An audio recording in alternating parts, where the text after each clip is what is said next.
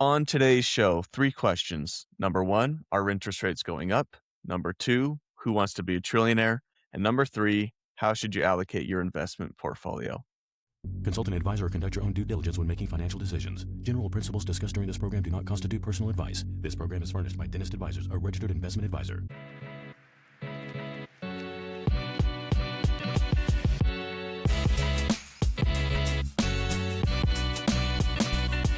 Welcome to Dentist Money's 2 cents, where we help dentists navigate all the noise. My name is Jake. I'm Will. And I'm Rabih. I think I did okay on the intro there. Matt is not with us today. What's up, guys? Hey, how are you? Just one little slip, but we're good. A little slip, maybe Michelle can edit out a little slip there. If not, if we keep it in, it's a live, authentic show. I think it's awesome. It makes it human. Like people are starting to put typos in their emails to make it so that people know that AI didn't write it. Is that really a thing? I think so. Interesting. The new AI wave, we're trying to make ourselves look dumber or have worse spelling to try and make it seem more authentic. Okay. I'm stoked to be here with you guys. We postponed this show today on our schedule because Rabih was anxious to be listening to the new Fed meeting today. We're just going to start there, Rabih. Let's jump in. We kind of waited. We pushed this podcast for you to watch the whole meeting and give us the lowdown. Your question is, are interest rates going up? Where do you want to start? What do you want to talk about? Me? Anxious about Fed? Are you kidding me? Am I? I'm just anxious like because Christmas Day. Yeah, I'm just anxious because Matt isn't here. So last time I was out on the podcast, Matt was like, "Are you listening to this before you go to bed?" I know he's not in a very far away time zone, but hey, Matt, are you listening to this while you're going to bed? Yeah, we need to call Matt out. She should be. Guys, how are you feeling? Did you guys check the market? I have to give. I have not checked today. It's been all over the place. It's been all over the place. And actually, Will knows this.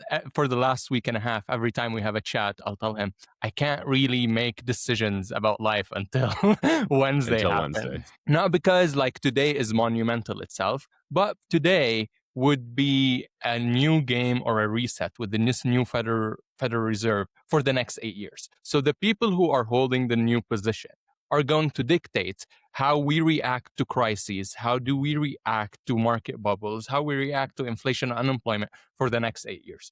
It's not going to completely change our lives, but it's absolutely going to be different. So today was the first meeting for Chairman Warsh officially as what the were head the of vibes? Dude, this is what I say. They were weird. Just because it's a new guy, we missed Jerome, or like it's just give us the vibe, like why weird? Okay, here's the vibe. He started with a very strong man twisting arm moves. The Federal Reserve announces how much they're going to cut interest rates before they start, and I like a letter that is probably 500, 600 words.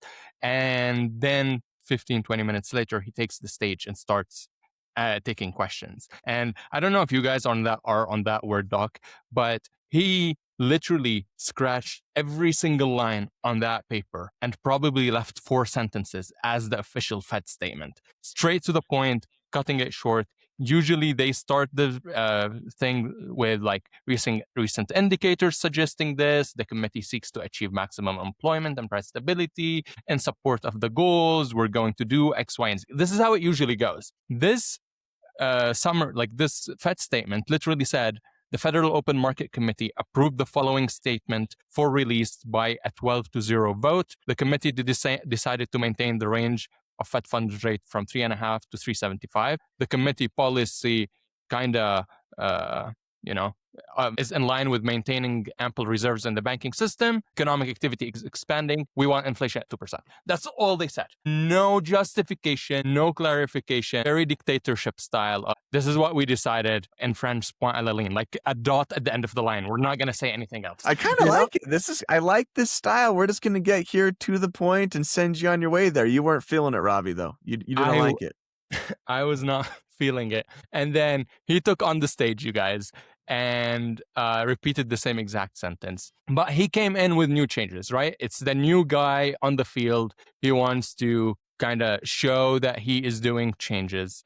And he's coming at us on 4 different fronts. So he took on the stage, thanked the committee, thanked the president, like all of these stuff. And then said how much he was honored. And then he said that going forward, there are going to be four main changes to the Federal Reserve, and they're going to happen in the form of task force. So Kevin Warsh is creating 4 task forces for the Federal Reserve. The first one is a task force related to communication, another one related to the balance sheet, a third one related to data sources, a fourth one is related to productivity, jobs, and the inflation framework.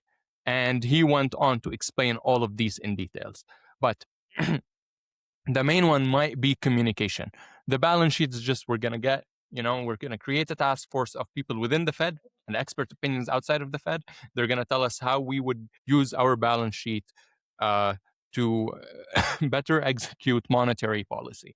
The balance sheet of the Federal Reserve is so large. It's around $4 trillion. And it's because every time the economy takes a dip, the bank comes under as an insurance policy and tries to bail everyone out. The balance sheet has become too big, whether it was through quantitative easing or through what we call the Greenspan put. They just save the day at the end when stuff happened.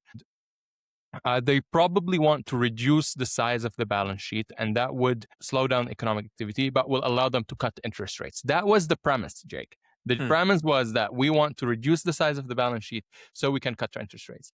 But then we got the summary of economic activity, which is summary of economic projections, which is that table that the Federal Reserve issues every quarter, telling us where inflation is going to be, where interest rates are going to be, what the GDP is, and what interest rates are going to land at. And your wish came true. We're going to have higher interest rates than what was, expected or communicated initially. Let me tell you the data, and then you guys can tell me what your reaction is for it. Okay. So for 2026, in March, we were expecting the economy for this year to grow 2.4% on real terms. Now they're saying it's going to be growing at 2.2%. Very close to, a neutral level of growth in the economy. Employment is going to stay flat between like 4.4 and 4.3%. PCE inflation, which is just inflation that includes energy and food, jumped up from 2.7% to 3.6%. They think inflation is going to be 1% higher for the year. Core PCE inflation, which is the old Fed metric that they wanted to get to 2%, jumped from 2.7% to 3.3%. So that's a 0.8 increase in core inflation.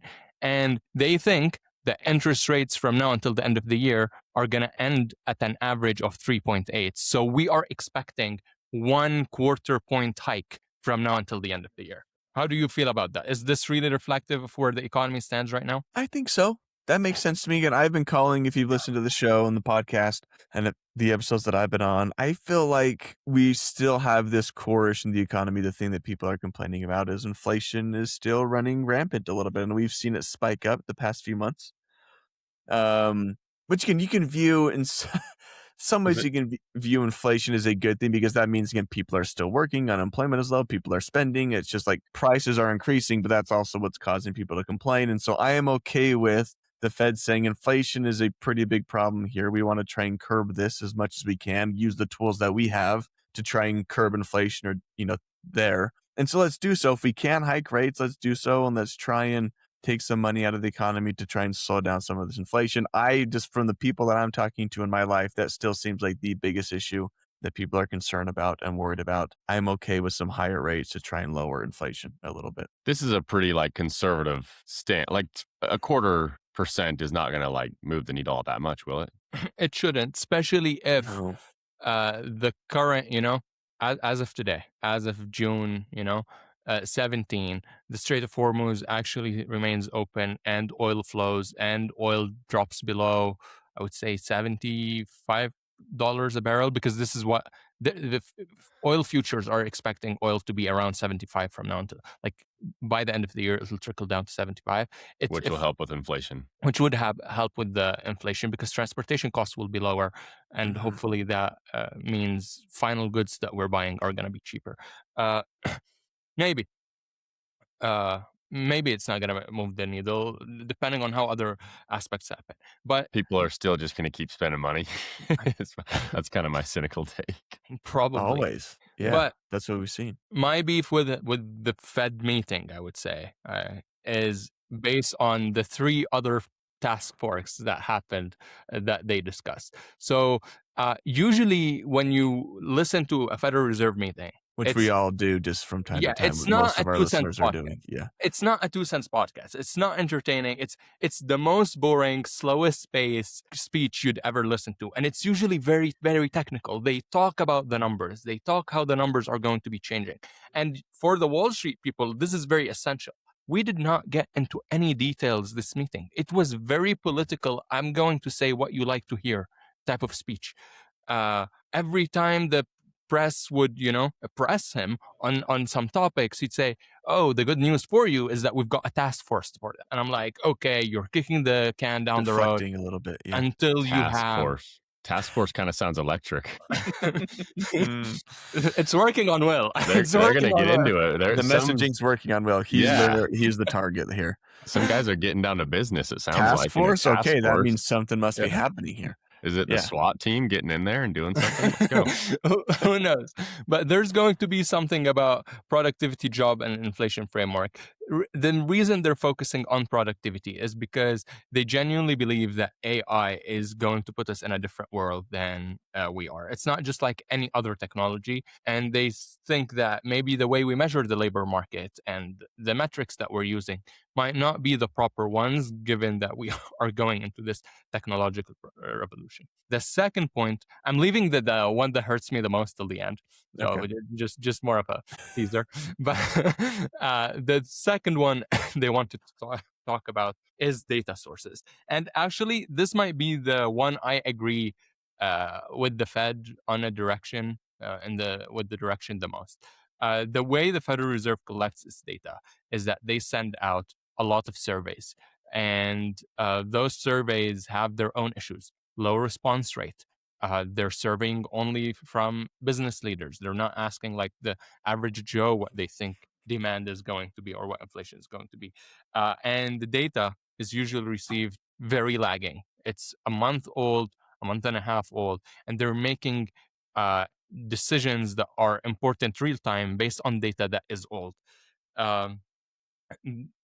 They are hoping that they would revamp part of the task force, the data task force. Is that they're going to have, and he really emphasized on this, have an open mind on what data we're going to start looking at and how we are going to collect it. Which is good, which is definitely heading in the right direction. He said we have a lot to learn from the private sector because all big companies already create their own macroeconomic data in-house, and they make business decisions based on the data that we are collecting. And the Federal Reserve cannot still depend on data that every couple of months needs revision. We know with the employment numbers that every 6 months we do a revision to it, and it's usually in the magnitude of hundreds of thousands of jobs that were actually added to the economy and we never measured, or hundreds of thousands of jobs that were actually taken out of the economy and we didn't even measure correctly. So hopefully that makes the Federal Reserve, I would say, more timely, more robust to be able to take more accurate. Yeah. Yes.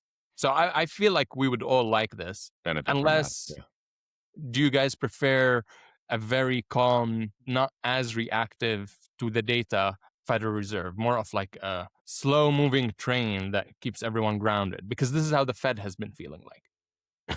No, I'm all for. I'm a big data guy. I like stats and numbers, and I'm all for staying on top of it as much as possible. And so, I'm a fan. Yeah, I agree with you, Rabih, on that one. What's bugged you? Let's get to this last point that you don't agree with here. Yeah, it's forward guidance. It's the communication.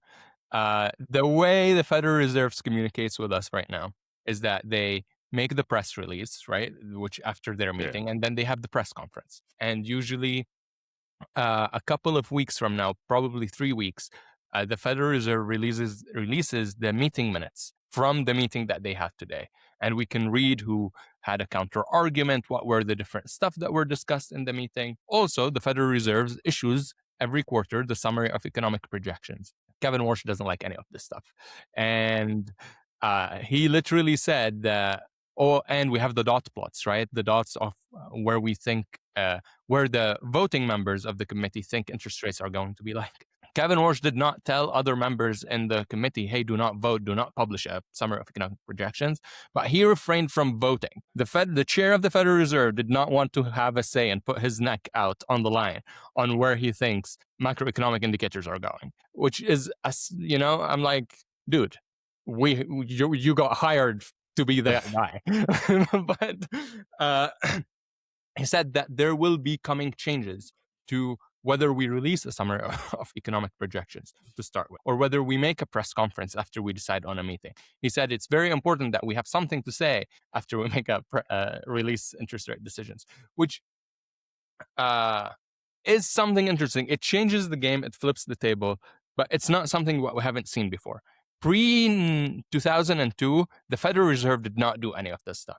Absolutely not. But then in the days of like Greenspan and Bernanke and then, Janet Yellen, all of that, they kind of adopted this forward guidance or high communication that is happening from the Fed to the markets. Leave the markets aside. What did that mean economically? What that meant economically, that in a usual economy where there isn't communication between the Fed and the public, what happened was the Fed had to go and increase interest rates and make it expensive on banks to borrow, to make it expensive on the household to borrow. It had to trickle down through the economy. But the Federal Reserve later figured out and noticed a limitation that I can't keep increasing interest rates indefinitely above, you guys remember like in the 70s where interest rates went all the way up to like 16%. But I also can't keep dropping interest rates indefinitely until I get a zero. So the scope of these tools at the disposal of the Federal Reserve are limited. You can only stretch them in one direction, one way or another. And this is where forward guidance and communication came into effect. Because from, I would say, 2008, 2012, that's when it really took a stronghold of the economy. The Fed didn't really have to go and say, we're going to be increasing interest rates to slow down the economy. The Federal Reserve could go and state that if market indicators keep trending in the same direction, the Fed may be interested in pivoting their position to raise interest rates, for example. This alone as a communication made market participants react, and we'd start seeing, for example, the interest rate curve, the yield curve steepening, just to reflect possible higher interest rates in the future. We would expect an equity market, such as stocks that might have become a little bit too bubbly and ahead of itself, to maybe sell off for a week or two. They were able to propagate monetary policy into the system without having to actually use the tool at their disposal. So with the new Federal Reserve saying that we do not really advocate for forward guidance as much because we want to be very light on our feet and we can really pivot whenever, what are you giving up in return? The markets, forward guidance took over stronghold of the markets 2008, 2012. Look at the relationship between monetary policy and the stock market since then. We've had a very, I would say, elevated, but healthy markets, because what we started with, I'm sorry, the lesson's going to be done in a second. What we started with is that what we had is that the market, whenever it kind of loses control or starts getting too scared or too euphoric, would listen to a voice of reason coming from the Federal Reserve, and they would adjust course. So it would eliminate fluctuations around the trend. If we take that away, it means, and Warsh said that himself, if we stop this forward communication, it means that instead of the Federal Reserve being the source of information for the market and how it reacts as a very efficient information crunching machine, the market will become the source of information for the Federal Reserve, which ties us to the point at the beginning where he said, we need to look at our data sources. And he thinks how equity markets react up and down is news to the Federal Reserve, and they want to use it as a data source rather as a track record. This is very interesting. That's very interesting. So, I mean, let me just try to cascade that back to you.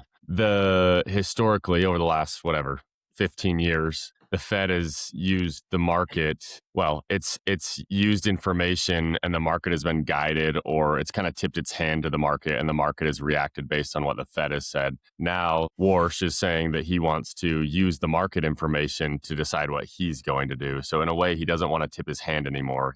Does this mean there's less communication from the Fed, or it's just there's going to be less like tipping of showing their cards more than anything? Both. And what it means is that now instead of the information we get, we used to, an event would happen, we'd wait to see how the Fed interprets it, and the market would react as a would react. It would start reacting. It was the prices were already, like if they said they were going to raise interest rates potentially, then the market would already start pricing that in. So it was more of a smooth little curve here. 100%. Now what's going to happen is that we're going to get job numbers, or a war will happen, etc. The market will react. The market will react, and the Federal Reserve will wait and see, is the market crashing in a bloodbath, or is the market going into a boom market? And then they'll react based on They will that. react. The Fed will become very reactionary. So this means the market's going to be a little bit more volatile. Potentially. Yes. Yeah. Yes. Oh. And to kind of close on it, if we listen to, or if we watch the markets as the speech was being made and as this information was propagated, if you look at the 10-year interest rates, they were going in a very weird channel, and they popped up. Long-term interest rates went up. This is an indicator of uncertainty. The VIX index actually went up, and the stock market itself, it went into a zigzag as they were speaking, because those algorithms kind of pick a good word and they buy it, pick a bad word and they sell. So we might be, I'm not saying today or tomorrow the market's going to be turbulent, but the next time we have a recession, the next time we have inflation, the next time a geopolitical event happen in the next 8 years, we might expect a little bit more knee-jerking situations before we see the central bank actually interfering, which is a new regime to deal with, and probably would require, for the dentist listening, to check in with your advisor and ask them for opinion more frequently, just because a lot will be thrown at their plate. Well, Rabih, I just since the end of the meeting, it looks like the S&P 500 is down about 1%. Yep. So people are selling off here a little bit. I wanted to ask you to kind of tie a bow on some of this. From everything that you heard today and from the meeting, any guesses or projections of what it means for the economy and the stock market over the next handful of months here? I mean, we're seeing the market dropping already a little bit. Any other takeaways or things you might expect over the next few months here? Yeah, I actually, when I started speaking, the market hasn't dropped that much. So there has been a selling pressure as we speak. Today is not the only day that would be indicative. We need to wait a couple of days to see the indication. But Jake, to answer your question, the most important job of the Fed is to instill confidence that it is there to support the U.S. economy. The biggest threat to the credibility of the Federal Reserve is inflation, right? That is because their job is price stability, which is international, by the way, and full employment, which is within the US. If in the next couple of days we start seeing inflation expectations become de-anchored, that is where we would say maybe the way this Federal Reserve communicated was not well received from the market. The market doesn't have as much trust in them. How do we measure that? We look at the yields of the 10-year treasury, the nominal one, and we also look at the yields of the 10-year tips. And we compare these and we see whether there's a divergence between them or they're getting closer to each other. Right now, the break-even rate or the long-term inflation expectations are around 2.4%. If that by a week or two increases and widens, that means that maybe it was not welcomed and was not received.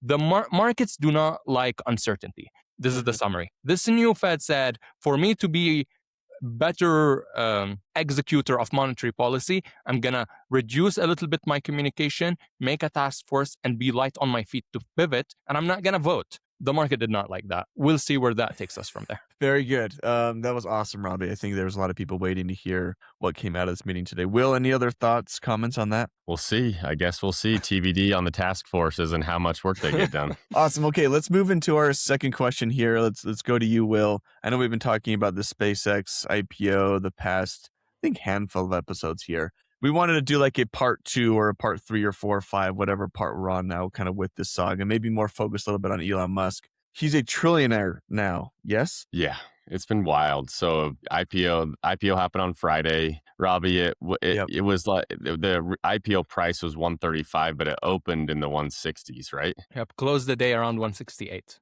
Yes. Yeah. So A it's, I mean, 22% increase. t- today we're above 200 for a little while. Today It's my sitting at computer's down 192 as we're recording right now, and so 192. up about Got it. 19% overall is where we're standing since IPO. And it's kind of just been up. I mean, it's been down today a little bit, but it's interesting to see the market cap of SpaceX, the company, just surpassed the market cap of Amazon. So it's like, what'd you say, Jake? The 5th largest market cap? I can look. I mean, yeah, I don't know exactly where Amazon at, right? So for people listening, market cap, what that means is it's how many shares you have outstanding times by the price of your shares, right? How big your company is, right? Is kind of what the market cap is there. Let's use Google here and see Anyways, where it's just been SpaceX I mean, it's lands. been a crazy run. Let's see come with that. But I'll just say really quick that, I mean, it's still too early to tell what's going to happen. They've got tons of cash. The majority shareholder of SpaceX, of course, is Elon Musk. And so with this recent bump, what does it say on your end, Jake? Yeah, Amazon was the 5th biggest company in the world, and so if SpaceX is past that, yeah, it's sitting around 5 or 4, Yeah. somewhere around there. Crazy. Just not too bad for a company that just barely went public. Yeah. Just light work in 5 days. Yeah. Yeah, it's been pretty crazy. So the biggest benefactor, of course, is Elon Musk. As I was saying, he was the majority shareholder in SpaceX. He's, of course, the majority shareholder, makes the most money in an IPO situation. Do you guys know how much he's worth today? I do not. $1.32 trillion. 1.32 trillion. Do you have the other people on the list? I mean, Yeah, the who world's do you wealthiest think men. Who's number 2? Who do you think? Any guesses? Isn't it Larry? Larry is 317. 317. Who's that? 317 billion. So there's a Uh-huh. gap between him and Elon Musk of about $1 trillion. Yep. If Elon's 4x, the next highest, number 2. Insane. And then there's Sergey Brin, 295, Jeff Bezos, 268, Larry Ellison, 243, and so on and so forth. Zuckerberg's at 214. So, I mean, Elon Musk is in a league of his own. Warren Buffett, he's worth 150 billion. So Elon is basically 10x Warren Buffett. There you go. Warren's number 10 on the list, which is crazy. Yeah. So that's pretty nuts. the year-to-date change in Elon Musk's wealth is 700,000 or 700 billion, right? Meaning, pretty good year for him. We do like net worth recaps with our client from year to year. Like, hey, end I of the year, wonder how much is your net worth grown? Him with his advisor is sitting down and saying, okay, we gained 700 billion this year in net worth. Is that good or bad? Up or down type of thing there. His Pretty quarterly report looks pretty good. Yeah. His quarterly report's looking pretty awesome there. Pretty big bump. So all this said, TBD on what's going to happen with SpaceX. They used this new influx of cash to acquire some smaller AI companies. We'll see where it goes from here. Jake's had some predictions that we'll have to check in on in a little bit and hold them accountable if it doesn't in fact drop. But this is a crazy stat I was reading, and this is just like literally just math where you divide it. But so if you have $1 billion and you wanted to spend a certain amount of money every day for 100 years, you would have $27,000 you could spend a day for 100 years. That's if you had $1 billion. 27,000 a day. 27 grand a day. You could do a lot of action with that. You could be living a great life. That's what I think is probably on the high end of our average monthly client spending, right? A trillionaire could spend $27 million per day for 100 years before they run out of money. So you're telling me that Elon Musk is not going to run out of money, most likely. Unless, so this is the caveat, what if his companies get less valuable, right? So this is the big caveat. And I think this is how I would relate it to a dentist's financial situation. 80% of Elon's net worth is tied up in private businesses, right? So most of it is now, well, it's not private business anymore, public businesses, but in businesses, illiquid positions, right? So he would have to either sell stock or, have the company continue to do well in order for his net worth to, he could probably sell all his stock and walk away liquid and never run out of money, of course. And I'm sure he's done that. But for a dentist situation, this is similar to the amount of money that's tied up in your dental practice, right? It's illiquid. You can't access it other than the cash in your bank account. You can't, unless you sell your business in shares or sell it to a partner or sell it to a DSO or sell it to another buyer, you're not accessing it. So it's important to understand, portions of your net worth can be liquid, portions of your net worth can be illiquid. It's sometimes pretty eye-popping to see that $4 million practice valuation. You're like, man, this is awesome. If I got a 10x EBITDA valuation, a lot of times it's not where the rubber meets the road on the actual amount of money that you'll walk away from after debt's paid off, after taxes, after all these things, and how it will actually translate to your net worth. So just a kind of a interesting food for thought there, where It's a good yes, net worth discussion. Yeah. yeah, Yeah, that's really volatile for Elon Musk too, right? I mean, he has all of his money just tied up in stock, essentially. Tesla shares, I believe, which he still owns a significant portion of, are down 14%, 15% or so the past 6 months. And so that could happen with SpaceX and his other holdings too, where he could have $1.3 trillion today. That could go down to $1.1 trillion a few months from now, right? Pretty volatile with some of these can you companies. imagine? You can lose $200 billion, over the course of a year. We'll see. Again, I staked my claim on the original SpaceX pod of saying after a year, I think you'll regret being in the stock. It's not looking like a great prediction right now. I'm still holding strong to it. It's only been like, 3 or 4 days. Let's give it some time. But yes, this is what we call paper wealth, right? He has not realized all those gains. That is unrealized net worth. He's not sold and cashed out. Again, there's like weird complications and restrictions. He could not sell all of his stock and cash out if he wanted to. That would tank the stock in the company. So there's only certain windows where he can actually sell shares and realize some of that wealth. And so, yeah, it's a good discussion. Can you imagine trying to spend $27 million a day? It would be hard. It would be really hard. I would buy the Utah Jazz, first of all, is what I would do if I was Elon Musk. Do you think Ryan Smith would sell to me, or do you think he'd say no? What if I just said, give him an offer he couldn't refuse? Yeah, you'd have to give him an offer he couldn't refuse. Yeah. Rabih, what are your thoughts? SpaceX thoughts, Elon thoughts? I agree with Jake. It'll be a year before we know, simply because the way the game was designed is to artificially hold the price up as much as possible. So the first one is that the vesting schedule for insiders is slightly tough. So at release, they were only insiders could only sell 20% of their holding, but then only if the price was 30% above the IPO price. So it's open at 135. Only if the price is above 170 can they sell another 10%. So far, what has happened is that only 30% of what the insiders are allowed to sell has been sold. There's still a lot of pent up inventory ready to be sold, but they can't because they have a very severe vesting schedule. On day 70 since the IPO, on day 90, on day 105, on day 120, and on day 135, each of these time checkpoints, they can sell 7% of what they're holding, only 7%. And then by the second earning release, so it's 6 months kind of from the day, they can sell 28 days, 28%. And then only 180 days since IPO can the insiders sell all of their holdings. So their vesting period is 180 days. There's 6 months where the price you're seeing is not a true reflection of supply and demand, simply because there are some suppliers prevented from selling their stock. That is the first one. The second point, which I think is even more important, is the amount of float. So the market value of SpaceX is 1.7 trillion, 2 trillion by now. But how many shares, are actually in the market being traded, being moved from one hand to another? It's you can take the 1.7 trillion divided by $135 and you'll see how many shares are out there. That number only take 4 to 5% of it. So the amount of actual shares of SpaceX that's being moved around the hands of traders on NASDAQ, on secondary markets, is only $80 billion. So you've got all the Reddit traders, all the Wall Street traders, all the day traders chasing $80 billion of shares. Absolutely, that would move the price even higher. But once, the insiders are able to bring the float to a higher level where it's not only 4 or 5% of all the available shares are trading, we're going to have more supply. And that is when the markets will turn to become more efficient. We can have, I'll put it on the calendar, we can have a podcast in a year and we would say whether we were right or wrong on that one. It's awesome. This has been intriguing. I think it's cool. This has been a huge story in the markets and kind of wherever you get your financial news.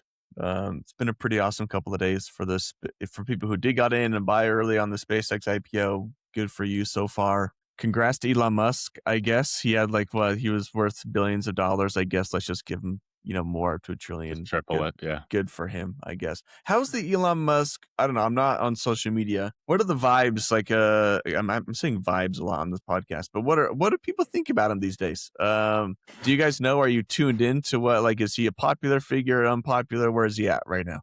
Well, a lot of the stuff on social media says there are no ethical billionaires, and that's kind of trendy lately. So I wonder if they're going to make one for trillionaires now. Yeah, what the trillionaire is a new deal we got to start talking about. Yeah, we don't like all the billionaires. What about trillionaires? Do we like them less, or are they good now? You have so much wealth. It's like, hey, maybe he's on the good side. Anyway. It is pretty crazy the amount of public access we have to Elon because he's active on social media, where it's like literally the richest man in the world by a long shot, and he's just posting memes. It's like everyone enjoys a meme. Like it's just you could be the richest man in the world and you still enjoy a good meme. So it's just a kind of a funny phenomenon to me. Okay, well let's briefly hit my final topic that I wanted to bring up today. Which is talking about investment allocation. We're taking a step back here. We've kind of been talking about interest rates and the market and the economy and SpaceX and things. Maybe let's end here with some investment principles and investment basics as we're going through this. This is what I wrote about this week. So for people who subscribe to my newsletter, this is what's coming out on Monday. Essentially, I've been having a lot of conversations, guys, about investment allocation with clients and with other people in my life of just what should I be doing. I think a lot of this is coming from really it's surrounding people wanting to be all in on stocks more. Like I have some bonds in my portfolio or I have some cash. Should I be moving more towards stocks? Should I be more aggressive with my allocation? And the reasons for this are obvious, right? Stocks have been on a tear over the past couple of years. Bonds have not been performing that well. Yields and cash types of accounts haven't been awesome. And so people are like, well, I feel like I'm missing out on the stock boom. Should I be moving more towards more stocks here? So when we say investment allocation, for those who are, just to get the basics out of the way here, what that really means is how are you dividing and how are you, what types of asset classes are you buying in your investment portfolio, right? There really are three main asset classes to put inside an investment portfolio. One is equities, right, or stocks. The other is fixed income or bonds. And the third is cash, right? Cash means this is any type of cash type of investment, like a money market account, a CD, a high yield savings account, right? Anything really tied to 3-month treasury T-bills, right? Is kind of what we're talking about on cash there. There usually is no one size fits all formula for what everyone the breakdown and the allocation you should have between stocks, bonds, and cash. It's different for everybody. It's based on your risk appetite and tolerance, your time horizon, some of your financial goals. And so what I wanted to do today, guys, is just go through briefly, maybe some education around this of the differences between cash, bonds, and stocks, what each one offers and things like that. So for those who are watching us on YouTube, which we're still doing that, I believe here, I'm going to share my screen and we're going to look at some charts. And I say this every dang podcast here, and it always takes me longer than I need to share my screen. Here we go. I'm going to try and do it as quickly as we can today. Okay. So for our YouTube watchers here, this is the first chart that I wanted to show. Let's start with cash. Okay, again, as I mentioned, this is money market accounts, high yield savings, CDs, anything connected to 3-month treasury bills, right? So this graph shows the returns of cash or cash-like investments dating back until 1950, right? Here's the annual returns. For those who are watching on YouTube, you can see there's kind of the graph shows this x-axis, and nothing is going below it, right? So cash, one of the benefits of having cash is there are no negative years. Right? There's no negative return when you're holding a cash-like investment. Pretty consistent here. You can see every return dating back to 1950 is essentially within this 5% return band window. 0 to 5% is usually what you're getting at most every year. There's a few crazy years where interest rates went really high in the 80s and things, and you can see up above 10% and whatnot there. But usually cash, you're getting about a 0 to 5% return on these assets annually. That's pretty cool. Again, one of the benefits of holding cash, there is no downside. No risk per se. You can't lose money if you put it in cash. It's just going to either give you $0 or some interest, essentially. Exactly, which is great. The downside, though, or the trade-off is your upside is limited, or there really is no upside with cash there. Sometimes it doesn't even keep up with inflation. Sometimes it may not even keep up with inflation. So now we're moving on to our bonds here. I'm using kind of the 10-year treasuries as they stand in here for bonds. But this is also same chart going back to 1950. Here's return, and here's also the risk associated with. Just quick for those not looking on YouTube, Yes. X-axis is the years all the way from 1950 to 2026. And then the y-axis is -20 to +35 return. Yes. So we're trying to talk about the risk return profile of each of these assets, right? So bonds in general, like you can see here, as opposed to cash, there are some down years. There are some negative years. Bonds, depending on interest rate risk, and if they rise rapidly and things like that, you can have negative years. We've actually had, what is this, 6 negative years since 2010. It has not been an awesome decade and a half for bonds. We've actually had 3 negative years over the past 5, right? So bonds haven't been performing super well. This is why we're getting a lot of questions are like, do I even want bonds? Should I just have my money in a high yield savings account? Is that a better place for it? However, again, one of the trade-offs is you're taking more risk. There can be negative years, is you are going to have higher potential for return for bonds over cash. Right? Again, if you're looking at this graph, there are years where bonds have gone up 10% and 15% and 20%. It is possible to have annual returns that are pretty sizable with bonds there. Anything to add on bonds here before we go to stocks quickly? No? Okay. So now moving to stocks, kind of our third category here. It is essentially, the graph looks pretty similar to the bond graph, except for there are bigger swings. There's a lot higher upside and still a lot bigger downside. The down years are actually pretty similar over the past 75, 76 years. I think we've had 16 negative years with stocks and about 14 negative years with bonds, but the swings are a lot more extreme, right? This graph is just, you just see, again, bigger swings with that. Here's the deal. So if we average out everything, though, here's the long-term average annual returns dating back to 1950. Stocks are at 11.2% annually. Bonds have returned 5.6% annually, and cash is about 3.5% annually. Again, I'll repeat those. Stocks at 11%, bonds at 5.5%, cash at about 3.5% over the past 75 years. This kind of is the crux of the conversation here, is really, like, if you play out a long enough time horizon, you're going to get long-term returns similar to this. Bonds perform really well. Stocks perform really well because you're taking on more risk. Bonds are kind of intermediate. Cash still is going to underperform bonds and stocks because you're not taking on any risk, right? With risk and return being tied at the hip here. Thoughts on this, guys, before I move on to kind of my next point here? No? For those who are looking at the graphs, you would notice how random they are. You can't really Sure. identify any pattern. Like if you have 3 or 4 positive bars, it does not mean that the next one is going to be a negative bar. And that is equally likely in bonds and in stocks, which tells you that properly the way you would invest in it is not by looking at the bars, but try to take a step back and see what can this profile of bars do to my portfolio, rather try to live or, play Jumanji, surviving the first bar to just be falling into the next bar type of thing. Love it. Yes, this is like kind of getting to our point of what should you have. It's like using data to determine, okay, well, how should my portfolio be allocated? I like to use the metaphor of stocks are like the engine that are going to take you to where you want to go on your wealth building journey. And you can start to add in more bonds and cash that are kind of like the brakes. As you're getting closer to the destination, you don't need to grow as much. You can start pressing the brakes and implementing some more bonds and cash. I just wanted to point out with some of those stats is it's kind of up to you and kind of where you're at on your wealth building journey. Each of those stocks, bonds, cash, they perform a different function inside your portfolio. If you're like, hey, I'm feeling pretty risk averse, I don't want a ton of volatility, maybe I'm reaching some of my financial goals, I don't need the volatility of stocks, and because I don't need the higher returns and I don't want the volatility, maybe bonds are going to perform well for me. Again, cash also serves different purpose for our financial lives in the sense that it can be used for emergency fund and really short-term liquidity needs. Anyway, I don't know if I have a neat and tidy conclusion here other than stocks, bonds, cash. Just have some more information for our listeners on that. And if you have questions, it's like none of this is in specific investment advice here. Talk with your advisor. If you're like, hey, am I holding too much stocks or too much bonds in my portfolio? Do I need to switch that up? Talk to your advisor. It's a great conversation we would love to have with you.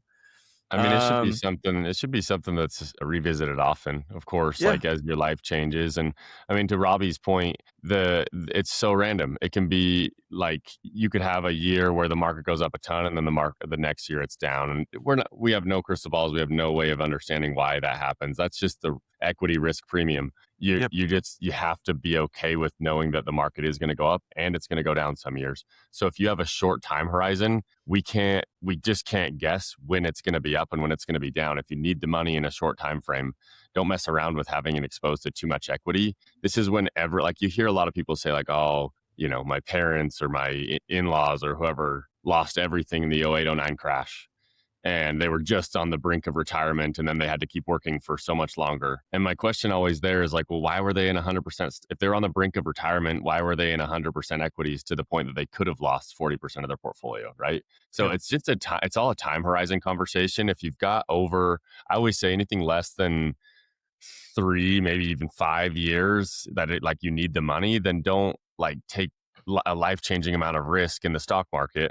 You can have an allocation that keeps some invested in stocks and maybe some towards bonds. But if you have a 10-year time horizon, then yeah, you've got time to keep the engine running, and you'll have time to hit the brakes once you get closer to your finish line. So yes, in the long run, right? I mentioned those numbers, those average annual returns over the past 75 years, right? Stocks are always going to be bonds, and bonds are always going to be cash given a long enough time horizon because of the risk profiles, right? Risk and return linked together at the hip. You can't have one with the other. However, Will, like you mentioned, there's always going to be windows where that's not always the case, right? This is why markets are unpredictable. Like, for example, from the year 2000 to 2009, stocks had a negative 1% annual return, while bonds were up 6.5% over that 9-year period, right? It's like bonds actually outperformed stocks over that time frame. Cash actually outperformed stocks over that time frame. Over the past couple of years, cash is up about 4% and bonds are down about 2.5% annually. All right, so there's always going to be windows where those categories diverge. But that's why in the short term, if you have short-term goals or things you're planning for, it might make sense to be a little more conservative, have more bonds or cash, not into stocks. If you are younger, though, and still building wealth over the next couple of decades, because you're taking on risk with stocks, they will always outperform those other categories. And so, yes, it comes back to where you're at in your career. What are your goals? What are you looking to do? Anything, Rabih, there before we end on that? Okay. I love it. I think we're at a pretty good time here. Anything else, guys? Any closing comments or thoughts before we leave here? No. Task force is coming at you. Get ready. For those who've still been listening up until this point, I have to say the Utah Jazz are picking number 2 in the upcoming NBA draft, which you will get to see in a few days here on Tuesday. This is a big deal for me personally, and so that's why I'm talking about it. Let's go draft Darren Peterson. Okay. Let's go get Darren Peterson. Let's turn the Jazz franchise around. That's what I'm looking forward to over the next couple of days, guys. If you made it this far, you're a legend. So you got to bear with you got to bear with the Jazz talk. I bet everyone turns it off after Robbie's done talking. They do. Yeah. So this is free. I mean, we could say whatever now. It doesn't matter. Anyway, thank you all for listening. We appreciate you taking the time out of your day to listen to our rambling. We will talk to you all next week. Talk to you later. Bye.